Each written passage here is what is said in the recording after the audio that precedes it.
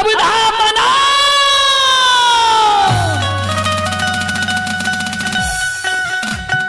नन्हुआ धूरा अगर हमारा आवाज सुनै छे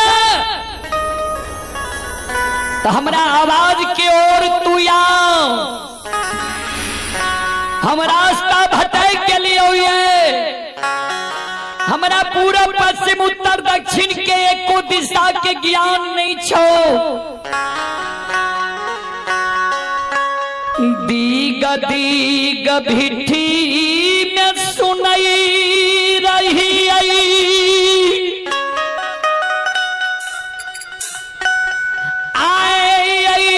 जंगल में हमरा दी गलाए गगलू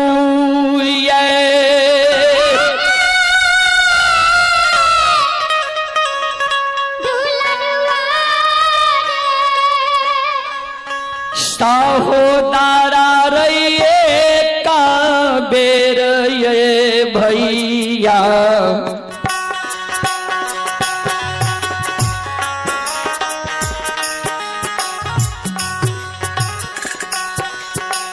भैया के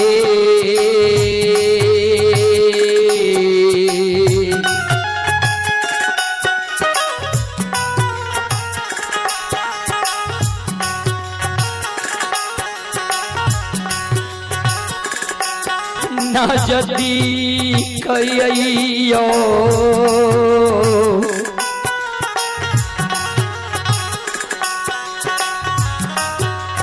सहोदरा मनो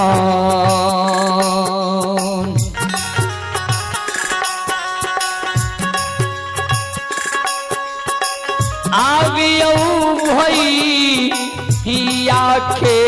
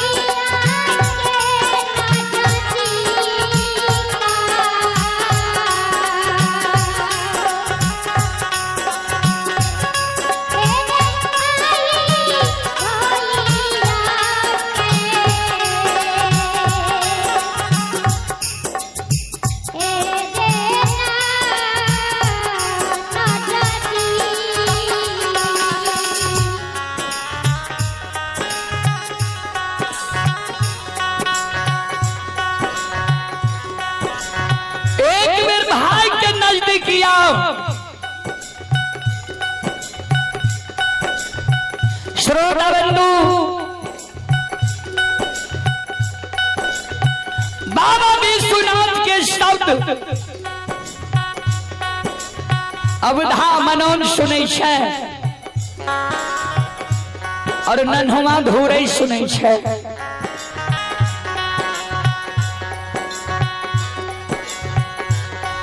अवधा मनोन कहे मन्हुआ धूरै कहे जे भैया निशी भाग रात में आवाज लगा रहे जे रास्ता भटक गलियो ये हमरा आवाज के ओर तू या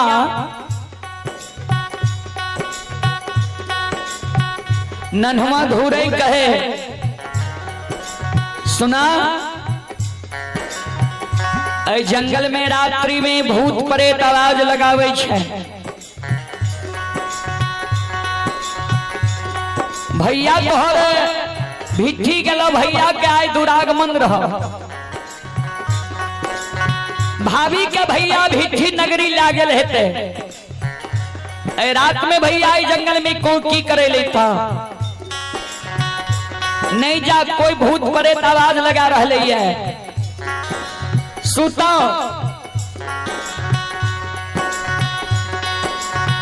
अवधा मनौन फिर सुत जाय छे नन्हुआ धुरई भी सुत जाय छे।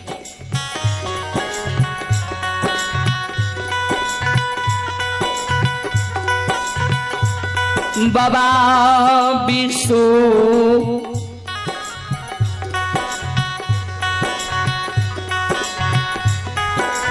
आवाज लगावई अवधा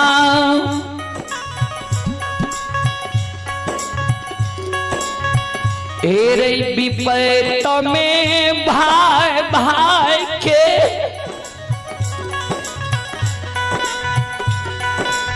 सहारा बनई छई आए रास्ता भटक गेलिए तू सुतल छे नींद के त्यागे एक बेर भाई की आवाज की ओर तू आओ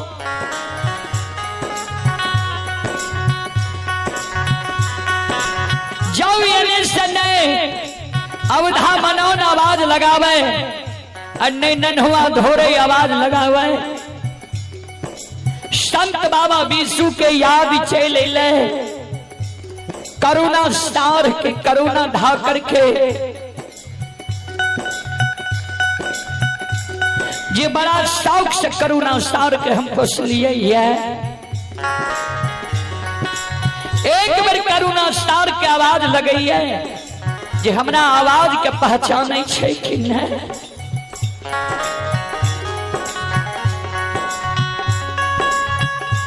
बाबा बिसु आवाज लगावई करुणा रे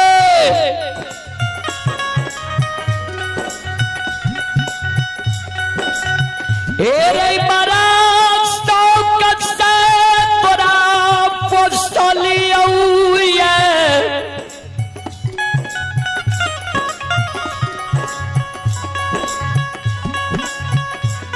माघ महीना के भीषण ठंडी में तोहर माय मर गेलो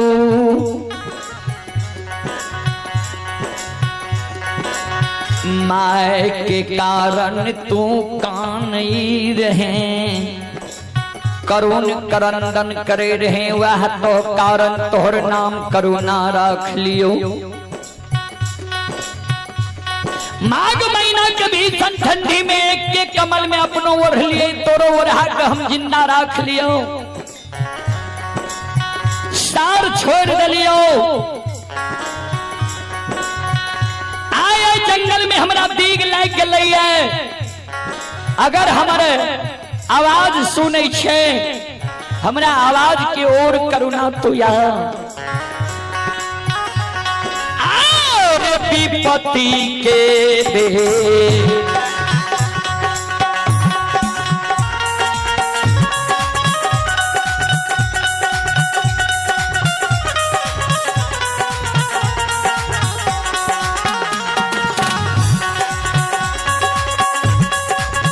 करुणा रे विपत्ति के बेर में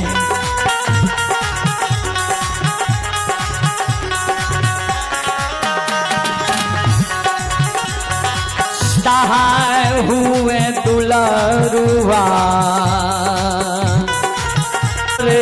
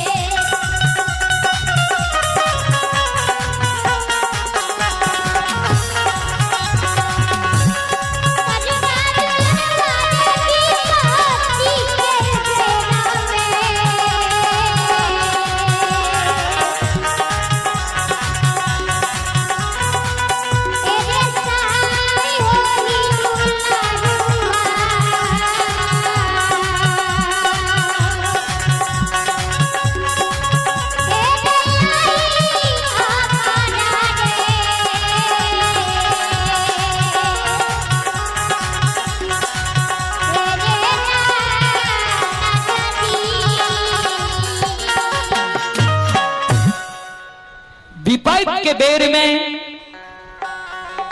करुणा हमारा लगिया। बाबा विश्वनाथ के शब्द सुन के करुणा साध ओए पचराशी जंगल में बाबूजी करुणा सार शेलार मारे लागू।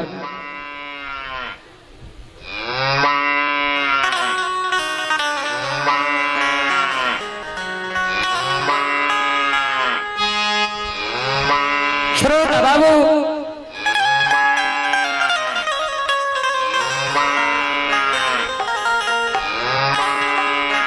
ध्यान दो।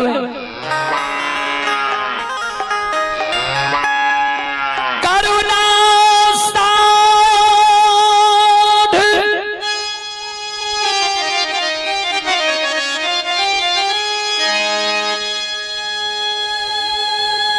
दौड़ल दौड़ल विष्णु बाबा के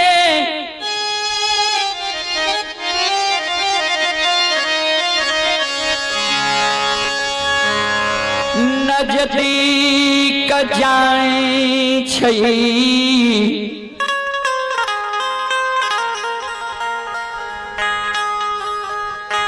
श्रोता सज्जन वृंद मां बहन बाबू भैया सब करुणा सार विष्णु बाबा लग जाए छे। विष्णु बाबा करुणा सार के गला से लगाए ले छे। रे करुणा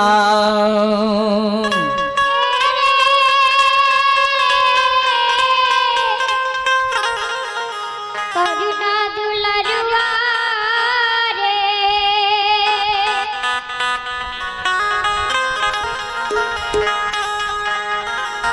हे रे विपत जाया परलई।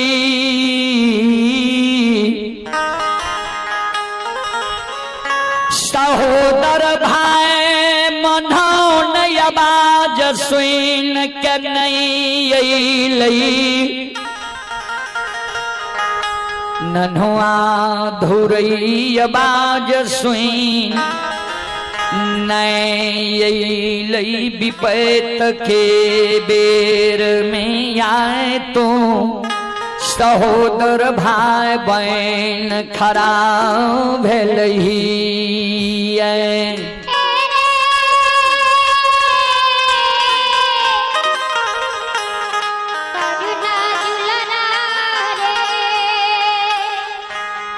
नन्हुआ के साथ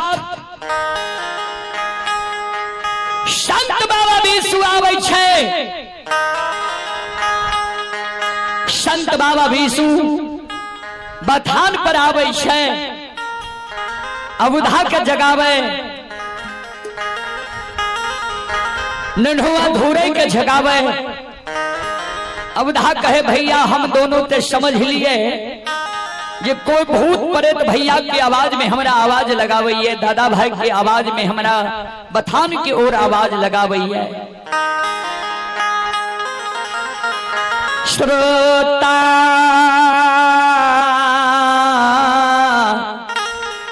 भगवान आनयो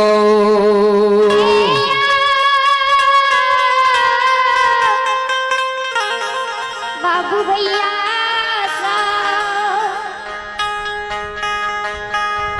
बाबा विश्वनाथ अवधा मनोन के कहल के सुन सब गाय का दूध ले और दूध ला के तू चल जो जन्मभूमि स्थान भिट्ठी। माँ दूध की धार ले भी दूध रेख लेते और दूध की खीर बना के पूरी बना के माँ गहिल के गहवर में आए खीर पूरी चढ़ा देते दूध की ढार दे देते। अब धाम मनोन काने लगलई भैया हो। हे हो हम नहीं जईबा भिट्ठी नगरी। कहल कैसे किया कल के तू चल गलहा। कल शाम में ही तोहर दोस्त मोहन मर रहे रहा कहल के काल जतेक दूध है सब दूध हमारा मिले के चाही। तोहर दोस्त मोहन मरर स्वजाति प्रजाति अगल बगल के संत समाज के निमंत्रण गने छे जे काल घघरी में दूध के धार देते, छाकी जनार देते, खीर पूरी चढ़ावा करते। दूध जब मोहन मरर के नहीं दबा, दूध लाके जब घघरी किनार जेबे पार होइले मोहन मरर दूध छीन लेते, हमारा नहीं जाए ले देते, ऐ कारण हम नहीं जेबो। बाबा विशु कल के सुन दूध लाके जो आ दोस्त मोहन मरर के कह दी हैं जे जय समय में छाकी जनार देते गाय लाके वाह घघरी में गाय के पानी पिलावे जेबे वह जगह गाय के दूध के हम दोस्त के दूध दे देबे। आ तू जे कही छी दोस्त दूध छीन लेते, एहन स्वभाव के दोस्त नहीं छे मोहन मरर। तोहर बात मान ले तो दूध नहीं छीन तो जो अवधा बात नहीं मानई हम नहीं जईबा, अपने से दूध ला बिठी नगरी जाहो।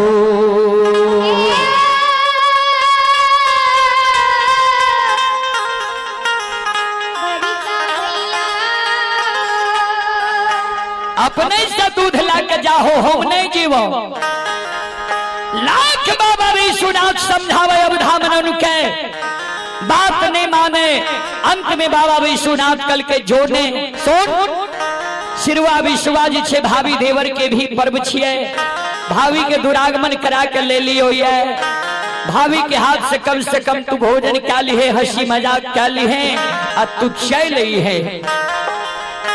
दूध के बारे में तू दोस्त का बता दिए हमारे नाम जे भैया यहाँ का दूध दा दे, दूध ले यहाँ घबराबू नहीं, चिंता नहीं करू, दूध के कमी नहीं छे।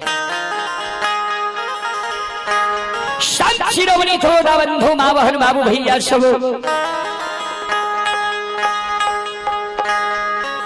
अवधा मनाओ दूध लाके चल रही है, दूध लाके चल रही है, गगरी पार होई है, भिट्ठी की ओर चले है। ता तक में बाबा विशु जे भर रात जाग ले रहा है, नन्हुआ धोरे के कल के सोन शिरवा विश्वा पर्व छिए। जे भी श्रद्धालु दूध के कारण अपना बथान पड़े तो क्या तो सबके आशा छे जे दूध के चढ़ावा करबे तो जे आवे ओकरा कुछ न कुछ दूध दे दी है। हम किछ देर आराम करे छियो जंगल 85 में बथान पर। संत शिरोमणि थोड़ा बंधु बाबा विशु आराम करे लागले बथान पर। नन्हुआ धोरे दूध लेलके जेल श्रद्धालु आवे बर्तन लाके ओकरा बर्तन में किछ ने कुछ दूध दे दे आ चलल जाए। दूध जब समाप्त भ गेले ध्यान देबे आते तात बइये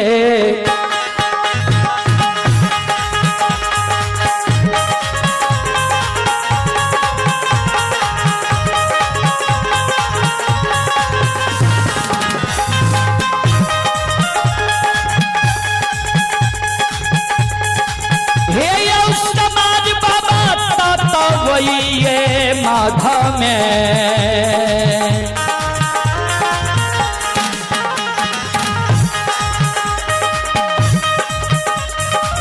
ये मैया बहिन सब तवैये माघ में।